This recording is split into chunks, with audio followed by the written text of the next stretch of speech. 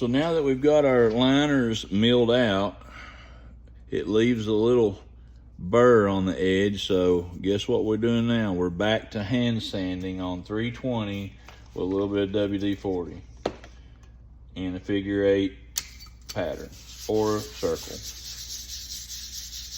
A lot of hand sanding and a lot of work in making a pocket knife. Get back with you shortly. So now that we have our liners sanded, you can see the difference. And when you put them together and you look at the back side of it, you can see they're smooth. But if you look at the end of it, you can see the about a 20 thousandths gap, and as well as this way.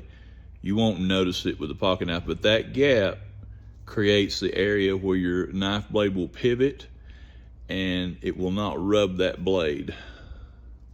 And that's the way a lot of custom knives are. Factory knives won't be like that, but custom handmade knives will.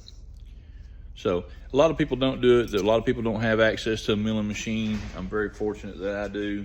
So we'll take you to the next step, which is going to be putting our nail nick in our blade where your finger or your thumbnail goes in. We're going to put it on this side. All right, you can see I've got a dovetail cutter in the milling machine. This is a vise I made a while back, and I've got a knife blade locked into this vise, and I'm going to lock this vise into the big vise and get this thing set up, and I'll come back to you here in just a minute. So now we're going to turn on the milling cutter, the dovetail cutter that I made a while back, and we're going to ease it into the blade to make our nail nick 2 thousandths at a time until we get half the distance of the thickness of the blade, which is about 110 thousandths. So we're going to go about 55 thousandths deep. When we hear it nicking the blade, right there it's touching, put a little oil on it.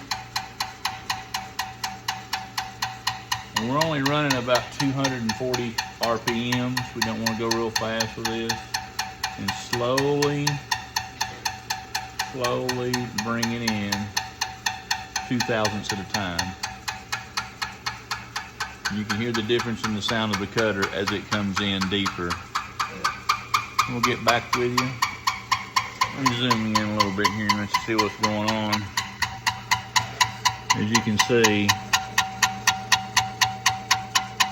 that's how we get the nail nick. And we're watching our DRO up here. Move it up to 7 thousandths. And so on and so forth until we get the nail nick. That is how we get our little nail nick into the blade. So, and this is going to be contoured a little more, so that is offset just like. And this is Damascus steel, so this blade will be etched in ferrochloric acid, and it'll bring the grain back out of the Damascus. So we're quite a ways off from dipping it. We've got to grind the bevels and lots of other things. So that's how you get a nail nick.